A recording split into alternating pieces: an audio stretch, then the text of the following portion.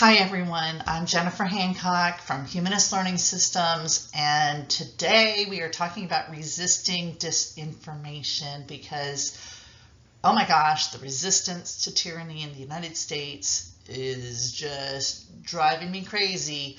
It's not that you don't have the facts on your side, it's the way you're presenting it is not helping us win this battle.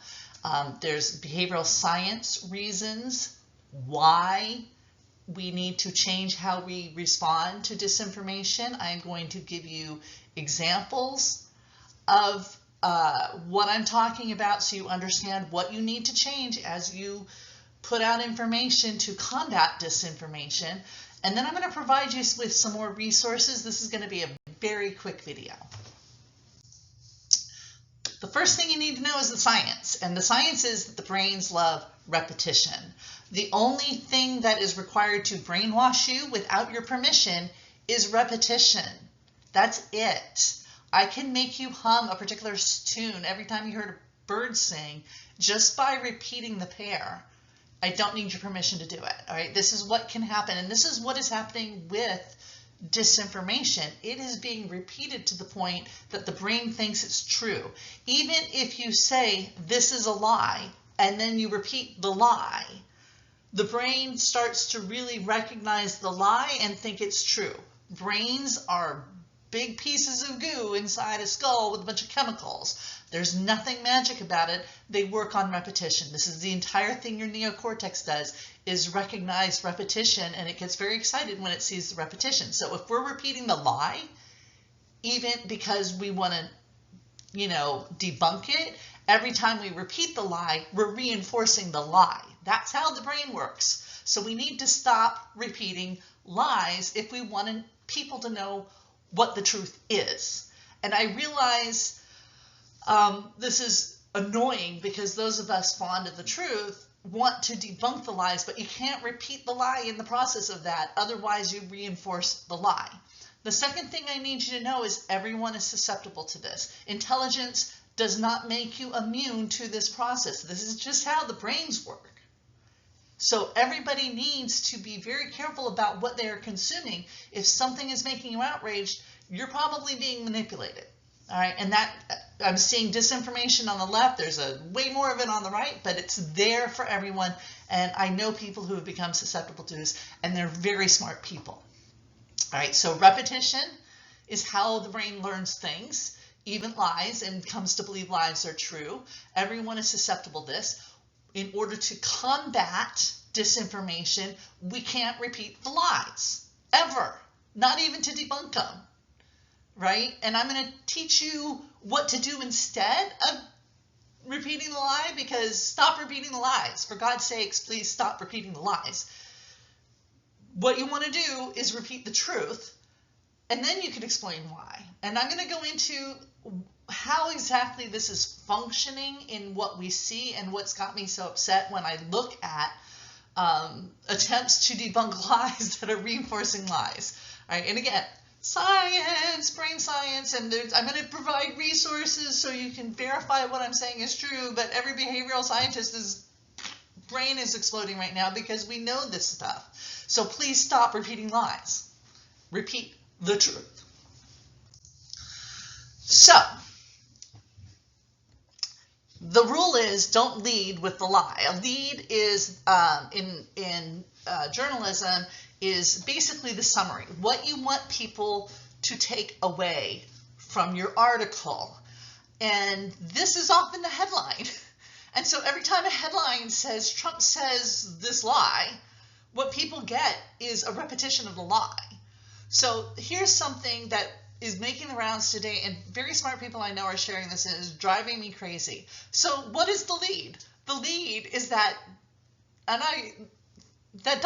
Doge lied about Social Security. That's the lead. That's what the lead should be. Doge lied about Social Security. All right, I'm not even going to repeat it.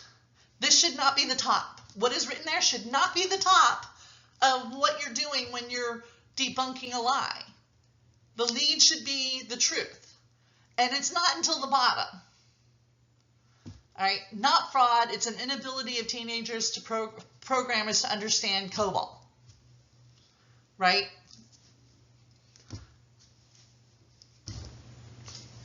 Social Security is working. It's finding fraud. It's not giving out money to people who shouldn't get it. Social Security agency is working pretty darn good, and they have audits, and those audits work.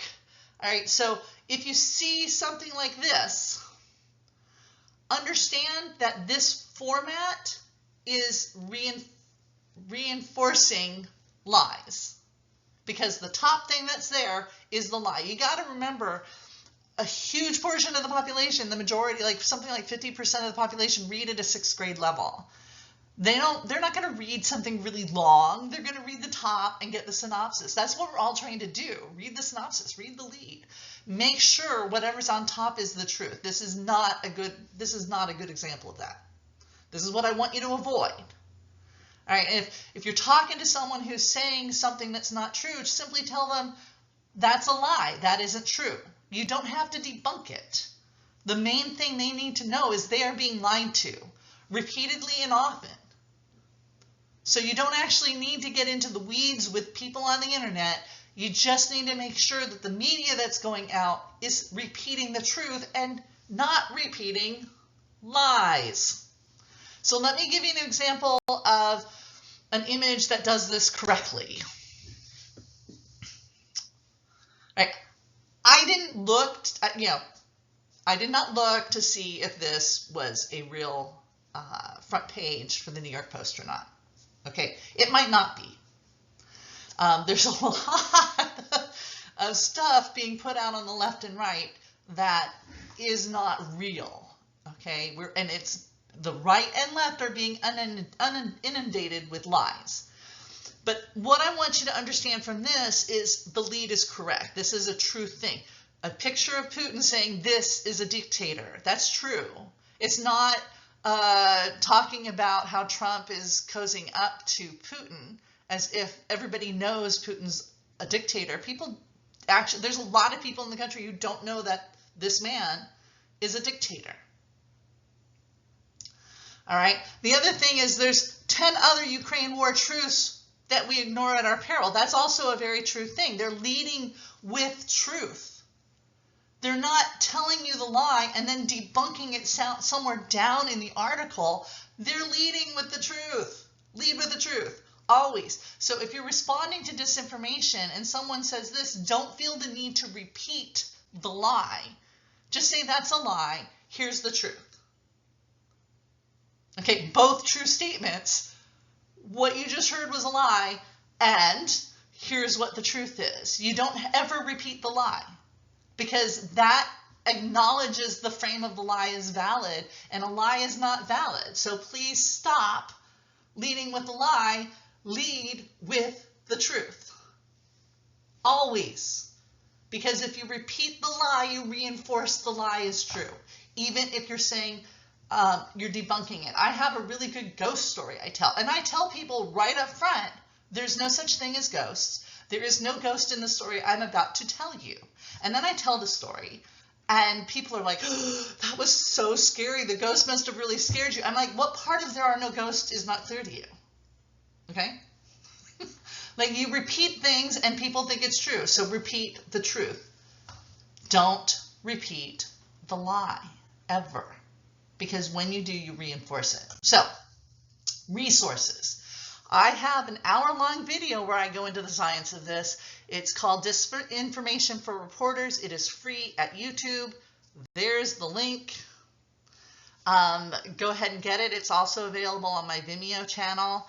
Again, free. Share it, learn it, start using these. If you're a reporter, oh my gosh, reporters, please stop leading with lies. Because the reason Americans don't know what's true and what's not is because the media is leading with lies and assuming the audience is literate enough to read down into the article to find out that that was a lie. We're not. I assure you, Americans are not smart enough. We need the lead to be the truth. Okay, so Disinformation for Reporters at YouTube, hour-long video explains it all.